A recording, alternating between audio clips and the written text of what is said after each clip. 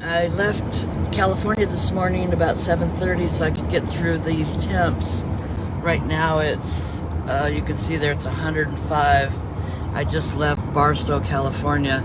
And it was kind of funny because nobody is driving this way or behind me, but look at all the people over there escaping the heat. So I'm out here doing a no-no, videoing, but there's nobody around, so I guess I'm okay. But I'm going to be seeing a lot of this desert for a while. Once I get into Colorado, I think you're going to enjoy more of my videos, but this is a long haul. I decided to go ahead and try to make it to Kingman by about 2 or 3 o'clock. It'll be 102. Then I'll work on where we're going to stealth for the night. My favorite thing to do, you know. I hope you're all doing good. I feel very blessed that I'll be able to take a summer vacation, even though the temps are so incredibly high right now and gas is incredibly high. I still feel blessed that I'm able to do this and, you know, enjoy the summer with my granddaughters. Hey, look at that. Here comes the car up here. All right, well, I just want to come in and say hi. Hope you're doing good. Okay, so my nomadic live video went off, so I'm going to finish up here. I'll just post this as an addition. So that's Flagstaff over there. Beautiful and 80, 70, mid-70s, 80-degree weather. What a difference from 118 yesterday. But I pulled off over here because I wanted to see how pretty it is, and the breeze, if you could only feel the breeze. But we were talking about how Jan had said, you know, use what you got. So last night when I got to the Petro truck stop, just east of Kingman, I want you to remember this truck stop because if you ever want to stealth, it was amazing. I got a really safe spot where nobody was around. I had a really wonderful dinner, in the diner, and you know, it was a wonderful night. But here's what saved me. You know that I just bought my little Jackery recently. I bought a 290, and I'd remembered that I had this little fan in the glove compartment. Well, believe it or not, that little fan, let me turn it on. Got to turn it on the Jackery here. Okay. Let's go. Technical difficulties.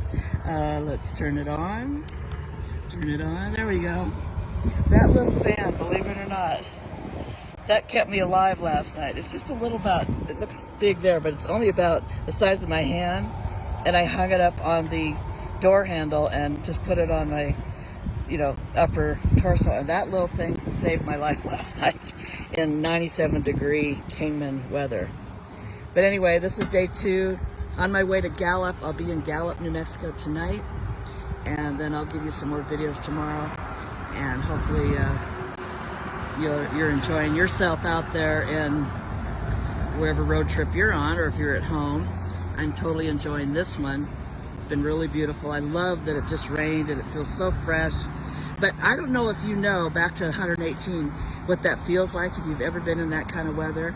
But that is not fun. So I'm just going to thank that I've made it, and it's all good. So I will end it here, and I'll talk to you tomorrow. I made it to Colorado. Yay, day 4.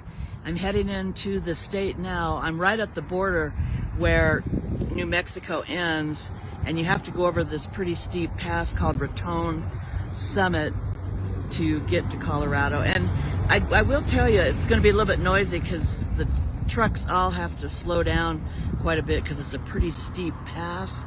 And for years, in the 14 years I lived in Colorado, I really feared this pass because, as many of you know, and some of you out there have fear of driving in the mountains, it can get pretty scary.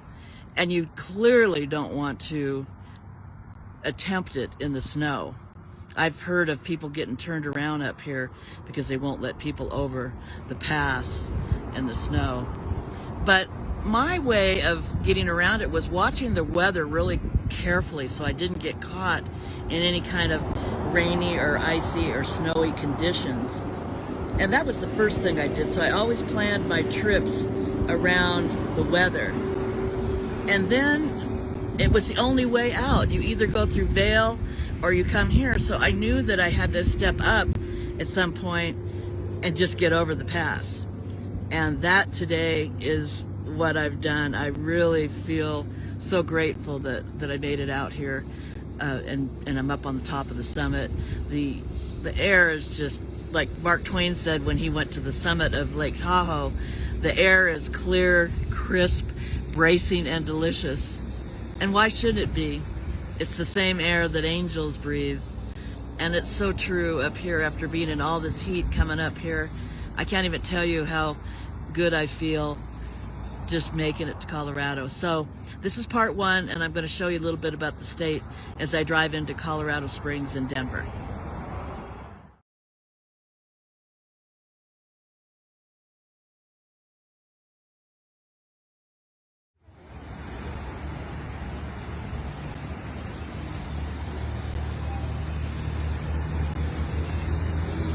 My friend's condo in Colorado Springs.